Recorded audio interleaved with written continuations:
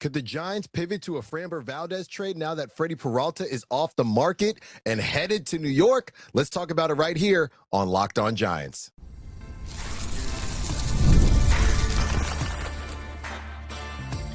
You are Locked On Giants, your daily San Francisco Giants podcast. Part of the Locked On Podcast Network, your team every day.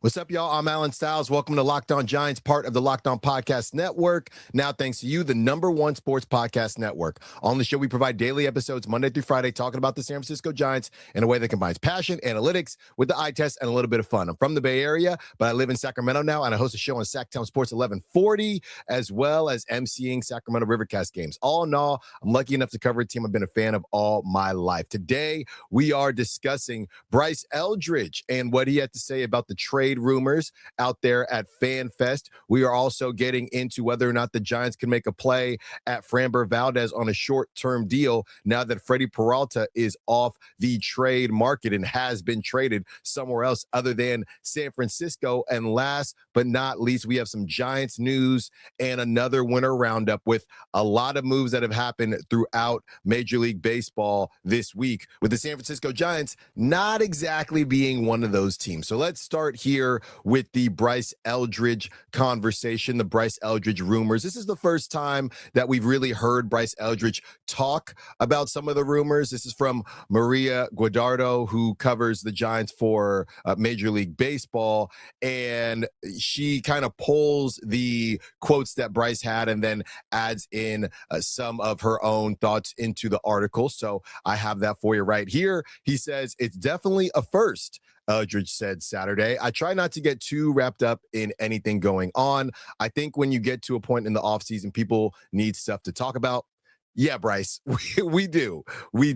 Whether they know what's true or not. I don't know how far those talks got, but I want to be here. I want to play for this team. I don't plan on leaving here anytime soon. I hope they don't plan on making me leave anytime soon. I want to be here for a long time. Maria goes on to write, "Eldridge spent the first part of his offseason rehabbing from left wrist surgery, but he said he's in the final stages of his hitting progression and is, quote, basically a full go now. The 6'7" slugger injured his wrist last spring and received a cortisone shot to relieve the pain, but he continued to play through some discomfort during the regular season. He decided to go under the knife to remove a bone spur from his troublesome wrist in October, which he hopes will leave him unencumbered heading into 2026.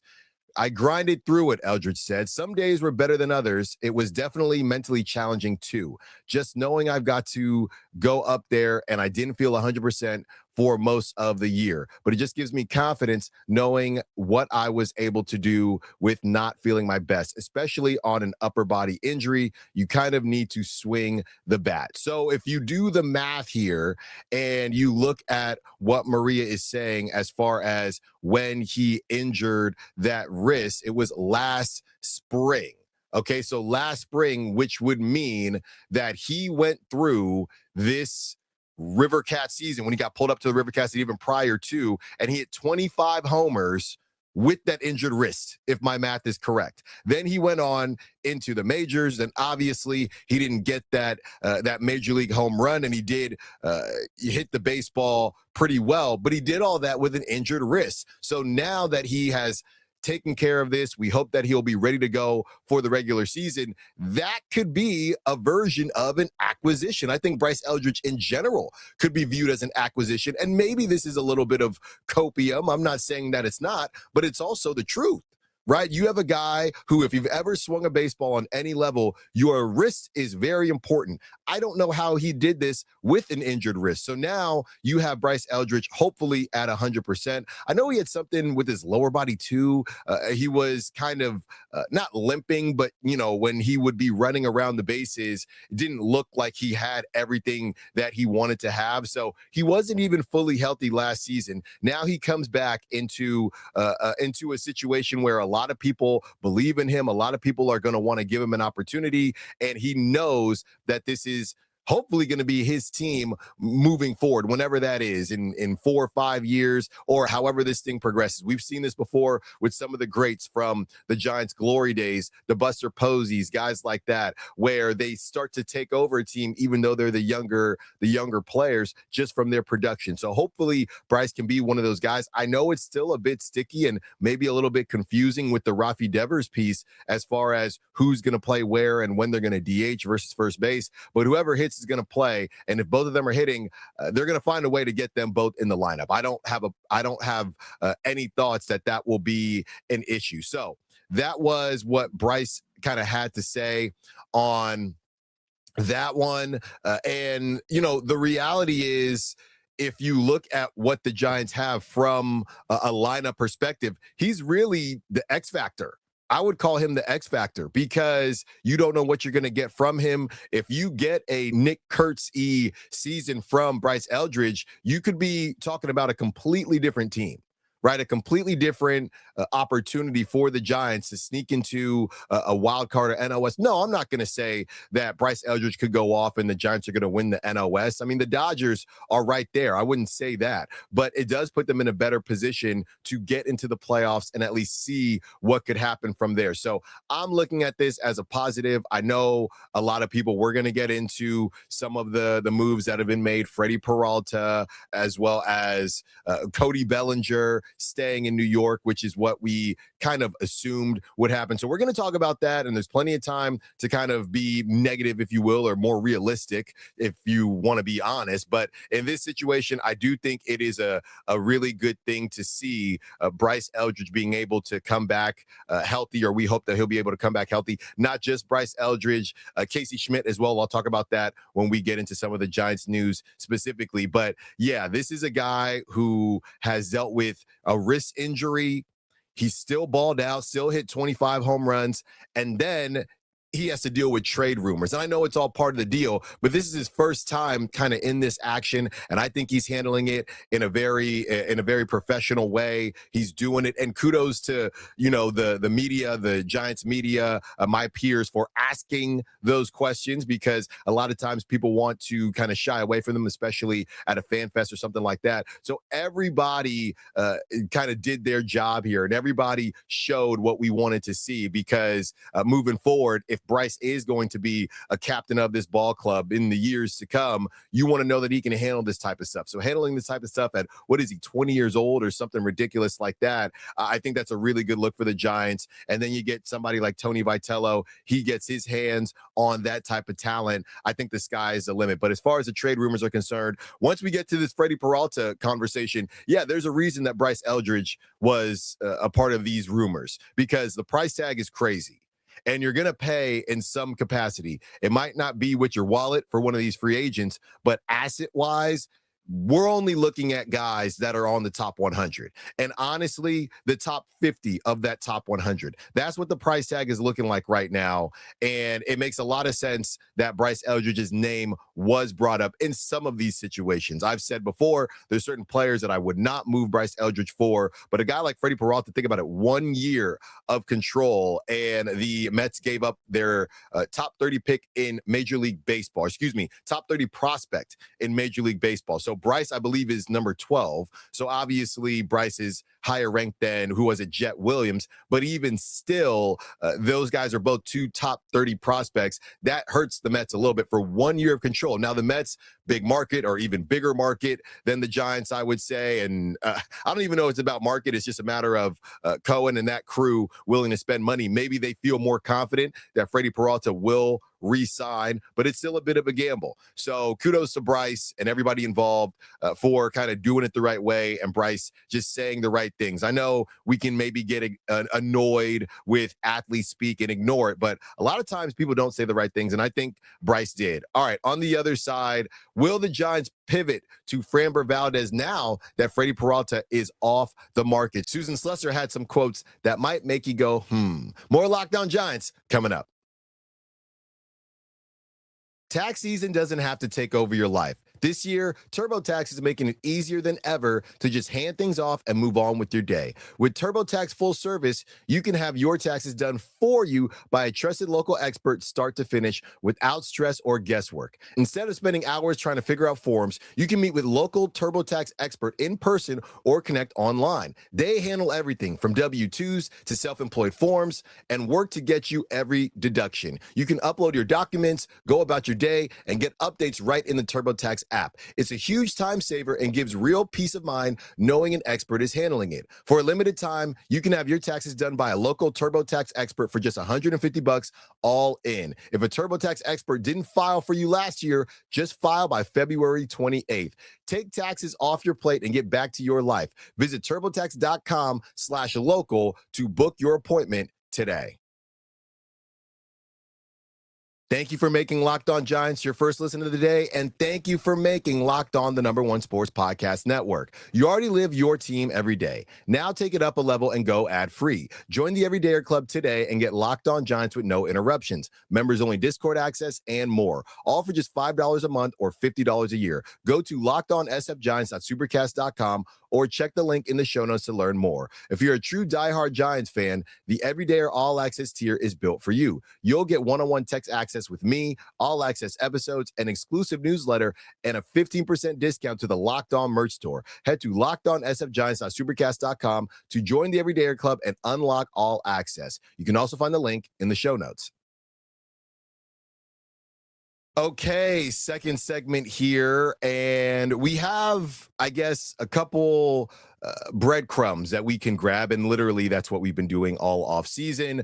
Now we have Susan Slusser, who had some things to say about the Giants, and she was on, what was it, Foul Territory, and she says about Buster Posey, he seems convinced that when he wants to spend big, they will let him, talking about ownership, but we just aren't seeing it. She goes on to say, these next 4 weeks or so, I still think they need to do something more. So the breadcrumbs in that is that obviously Susan Slusser is very well connected within the Giants organization. And if she's saying that, a lot of people have said sometimes she skews on the side of being too nice to the Giants, right? Or giving the Giants too much leeway. So for her to say that the Giants need to do more, or that she even expected the Giants to do more, that tells me that hopefully something else is coming, and that the idea around the league is that the Giants haven't done enough. And there's nothing worse than a bad narrative about yourself, obviously, unless you power through that narrative. But the reality is the Giants haven't done enough, and there's nobody around that can try to pretend like they did, not even the Giants. So I look at this and I say, okay, well, Framber Valdez did meet with the Giants early on in the offseason. Could there be a world, as we've talked about before, the Giants being a pitcher's ballpark, could there be a world where they come to an agreement with Framber Valdez? It would be a fairly high AAV, but it would be a 3-year deal, a more short-term deal. That's what people are saying that Framber Valdez may have to approach and may have to get. Could that be something that the Giants are interested in? And could that be something Framber Valdez is interested in? I was talking to somebody fairly close to this situation, and I brought up the whole crossing up the catcher thing as it's going kind of viral on social media, saying Framber Valdez has fumbled the bag, and he kind of messed up his situation all in that one game and in that one kind of sequence, and how he kind of handled it in the post-game presser as well. And they said they do think that it's a part of this, and they do think that teams didn't like it, and you can't give a guy like that type of money over those years. And he is early 30s, so that doesn't help either. If you're the Giants, though, we call these things a depressed asset, and maybe that's what Framber Valdez is. The way money is being thrown around, I don't think it's a situation where a lot of teams are going to be afraid to go after Framber Valdez on a short-term deal. So the thing that does worry me is that more teams might be interested in Framber in that capacity, maybe not over 7 years, but in that specific capacity, maybe some opt-outs if it doesn't work out. Hey, we'll see you when we see you. Or on Framber's side, I want player opt-outs, so I can show that I'm a good teammate. I can show that I can still produce. And after a year or two, I can go get what everybody thought I was going to go get. So that's just my opinion. That's just me trying to create a theory that the Giants could be in on this. That doesn't mean the Giants are going to get him, because when you're talking about a higher AAV over a shorter amount of time with that salary, the Giants might get priced out if they don't feel like paying that. And we know nowadays the Giants don't really feel like paying anything, really. But, if I'm trying to be optimistic here, that's kind of the theme of today's show. Yeah, there is, I guess, a world where the Giants could go after Framber, say, hey, we're more concerned with the amount of years than the money, so let's go out and make this deal. Susan also said that this was a situation where last season the Giants were under on their payroll. So they're obviously going to be luxury tax conversations, but year to year, the Giants, they're not spending as much as they could spend. So that's an opportunity for them there. And the reality is this: if you don't want to give up your top drafts, right, or your top prospects, you don't want to spend money, and you don't want to commit to years, then you don't want to compete. You don't want to compete. That's the reality. If you don't want to do any of those three things, don't sit here and try to tell Giants fans that you want to compete. Just say, hey, we have a great atmosphere, like the Brewers owner said over the summer. Hey, it's about having fun, and if you're enjoying our entertaining product, that's kind of what this is about. It's not necessarily about championships. And what do? They go on to trade Freddy Peralta after winning nearly 100 games. So they're keeping it real. Why don't the Giants just keep it real? Hey, we want you to come out to the ballpark, slide down the Coca-Cola swing, go get your crab sandwich, right? Your Dippin' Dots, your Ghirardelli, whatever it is, and maybe we'll win a couple games, and maybe we'll get to the playoffs. Maybe that's what they should be saying. But continuing to say, Buster Posey's out there saying, you want to win a championship, you want to do all these things. Well, one of those three things has to be a part of it. You're either going to have to give up draft capital, high prospect capital. You're either going to have to spend money, or you're going to have to commit to years. You have to do one of those three things, maybe multiple, because this is what the price tag is right now. So that's what I saw from Susan Slusser. Also, just some more Giants news, by the way. This was just a bit random and bizarre. Jung-Hoo Lee momentarily detained at LAX due to a paperwork issue. This is from Andrew Baggerly. The San Francisco Giants outfielder Jung-Hoo Lee was momentarily detained by U.S. Customs and Border Protection upon arriving at Los Angeles International Airport on Wednesday because of a minor paperwork issue. Giants general manager Zach Manassian said Lee was traveling from South Korea and either misplaced or forgot part of his travel packet, Manassian said. The matter was handled and Lee was allowed to enter lawfully. Earlier today, Jung-Hoo Lee experienced a brief travel issue at LAX due to a paperwork issue, the Giants said in a statement released Wednesday evening. The matter was quickly clarified with the appropriate authorities, and he has since been cleared to continue his travel. We appreciate the professionalism of all parties involved. Bagley goes on to say there were no political motivations behind the delay, Manassian said, nor was Lee carrying any contraband or illegal items in his luggage. Okay, I guess that should have been on my bingo card, but it was not on my bingo card. But hey, I'm glad that it all worked out. And Jung-Hoo Lee, he's supposed to make an appearance, I think in, in San Ramon? Yeah, I believe in San Ramon, getting out to the East Bay on Saturday. So that's where the Fan Fest is going to be, out there in the suburbs. So I'm glad it all worked out for Jung-Hoo Lee. Just fairly random to see that. And you see, nowadays you see the big picture of somebody. They got the big graphics, and I'm thinking, oh, did he get injured or what's going on here? No, just detained at LAX for paperwork. That's how the Giants are getting in the news these days, by the way. You're seeing passing. I'm thinking, was Jung-Hoo Lee traded? To be honest with you, passing, Heyman, all the Nightingale, all these guys, and all these big moves that the Mets are making, guys like that. I see Jung-Hoo Lee's face pop up. Oh, my goodness. Is Jung-Hoo Lee out of here? No, just detained at LAX. So that's where the Giants are making their news right now. One more segment with you. Speaking of news, let's get into our winter roundup. Some news on the most recent transactions throughout Major League Baseball and some news on the Giants and their prospects, how they continue to rise up in the ranks. More Locked On Giants coming up. One more segment with you, a bit of a winter roundup. We want to start with some news. I mentioned Bryce Eldridge in the first segment, but he wasn't the only Giants player that had wrist surgery, funny enough, or ironically enough.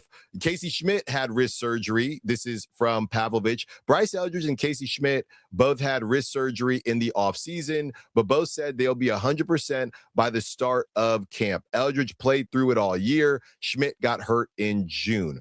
And obviously the hope is that they'll both be back. Somebody said, are the Giants, I thought this was a bit interesting if we're doing, again, breadcrumbs and I guess tinfoil hats, but somebody said Casey Schmidt, as far as he's concerned, are the Giants more so focused on a second baseman than a right fielder because maybe Casey Schmidt's not going to be ready.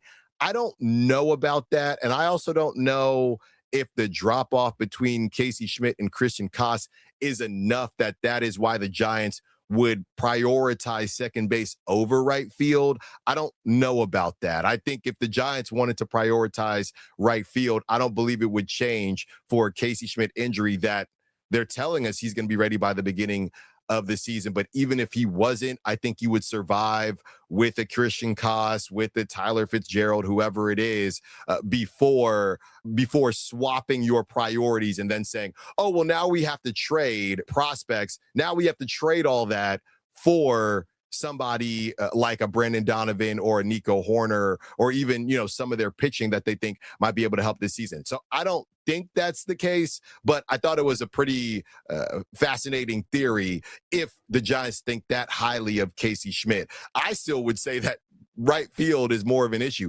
I did talk about that earlier this week, and somebody commented on one of the platforms and said, I believe that's just because they're really high on Drew Gilbert. Specifically Drew Gilbert. They did not mention Luis Matos. We know the Tennessee connection with Tony Vitello.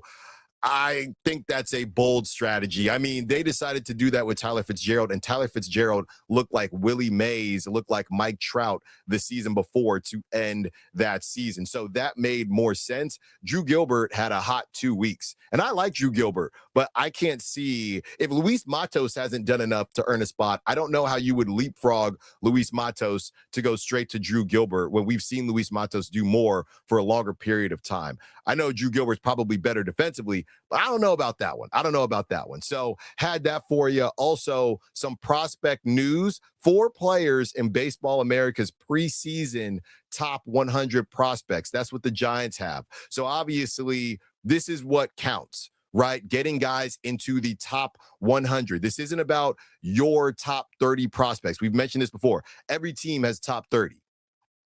Which of your top 30 are in the top 100 prospects? Like we talked about with Jet Williams being traded from the Mets. He was number 30. So now the Giants have 4. Okay. And obviously Major League Baseball has theirs. Baseball America has theirs, but they're pretty close as far as platforms are concerned. Baseball America is essentially the number 1 platform when it comes to prospects outside of Major League Baseball and the official naming. But I do think that they work in unison with each other. They got Bryce Eldridge at 18. They got Josuar Gonzalez at 30, Bo Davidson at 87, and Johnny Level at 98. So Johnny Level barely sneaking in there. Bo Davidson towards the bottom of the list at 87. But Josuar Gonzalez, that's a guy that we're going to start talking about here. I know they got Luis Hernandez as well, but Josuar Gonzalez, that's the guy that you're going to start hearing about a ton, especially if he has another good season. And that's the guy, to be honest with you, if any of these trades come to fruition, that is who teams are going to be asking for. That's who teams are going to be asking for. If you pick up the phone and immediately Buster Posey says no on Bryce Eldridge, the next thing you're going to say is, okay, what about Josuar Gonzalez? And the Giants will have a conversation internally to say, hey, is 1 year of whoever it is, unless you believe that, they're going to re-sign, is 1 year of this pitcher, player, whoever, worth losing Joshua Gonzalez? Let's take Nico Horner, for example. If the Cubs say, we'll give you Nico Horner, but we need Joshua Gonzalez. Me personally, I'm saying no. I'm saying no, because the difference between, I know what Nico Horner has done, but again, for Casey Schmidt, I just think they're bigger fish to fry for the Giants. So I would not give up Joshua Gonzalez. I just wouldn't do it. So for Nico Horner, no. For Brendan Donovan, I know Brendan Donovan, you have more years of control, a couple years, maybe even 3. I'm still not doing it, to be honest with you. But I am a sucker for prospects, and y'all know this. I am a sucker for prospects, so it's hard for me to do it. And I just think that those two guys specifically, you're just working around the edges, right? Let's take it to Vegas. If the Giants traded for Nico Horner and gave up Joshua Gonzalez and others right now, how are the Giants' Vegas odds changing to win the World Series? I don't know if they're changing at all. And if they are changing, it's not by a lot. So to me, it's got to be a situation where maybe this is part of the machine, right? If you're making a double trade, I know Freddy Peralta is not available anymore, but you're going to get a Mackenzie Gore and from here, and then you go get a Brandon Donovan from here. Okay, cool, but a one-off deal, that's just not enough for me. I'm not giving up prospects for that. Speaking of trades and all of the things that have happened throughout the league, Cody Bellinger, 5 years, 162.5. Don't forget that 0.5. I'll take the 0.5 right now, honestly. $1 million to go back to the Yankees. Seems like the other team that were involved didn't want to go over that. So Cody Bellinger takes a 5-year deal to head back to the Bronx. And honestly, I feel like that's the best move for Cody Bellinger. He hits really well in that ballpark, and I think his defense plays really well in that ballpark, so good for him.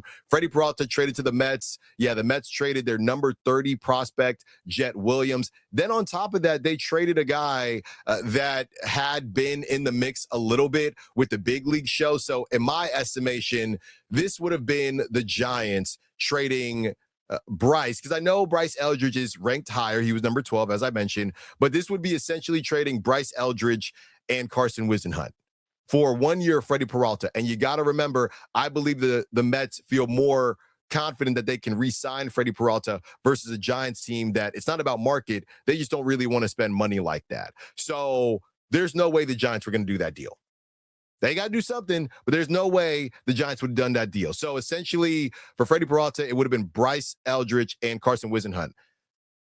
You doing that? Maybe Joshua Gonzalez, but again, Joshua hasn't really done enough. He's just now jumping onto the scene. So teams want to see a little bit more from a prospect. So I don't know that would have even got it done. Maybe I would have thought about that, Joshua and Carson, for Freddy Peralta, but I don't know that would have been enough when you look at where Jet Williams is. He's number 30. You have Joshua just now getting onto the preseason list, right? So he was not one of those guys that was on it prior to, or if he was at the very, very bottom, versus a Bryce Eldridge, who I get it is at the top. He was number 12. So somewhere in the middle now. The Giants don't have another guy, though, right? They don't have somebody that's in the 30s or 40s. So if you are maybe it just would have been straight up, right? Or maybe not a Carson Whisenhunt, maybe somebody lesser than that to get it done because you're giving a higher prospect. But that's probably who the Mets said that they wanted. And the Giants said, get out of here with that. And the Mets said, okay, or excuse me, the Brewers said, okay, and found what they wanted. And if you're the Mets, that's a healthy price tag. But clearly this is going all in. Truly, the Giants are not doing that. And they're not really telling us that they are going all in. They're just telling us that we are trying to win a championship, ... at some point. Thank you for listening to Locked On Giants. Thank you for watching Locked On Giants. Be sure to follow me on social media at @the_Styles Files, Styles with an I. We will be back tomorrow on a beautiful Friday for you. If you never miss an episode, the Everydayer Club is built for you. Get Locked On Giants ad-free, plus members-only Discord access and more. Head to lockedonsfgiants.supercast.com to join the club. For those of you on video, we send you to the first ever 24/7 National Locked On Podcast Network YouTube channel. On audio, make sure you make your second listen Locked On MLB. Again, we will talk to you tomorrow. Until then, peace.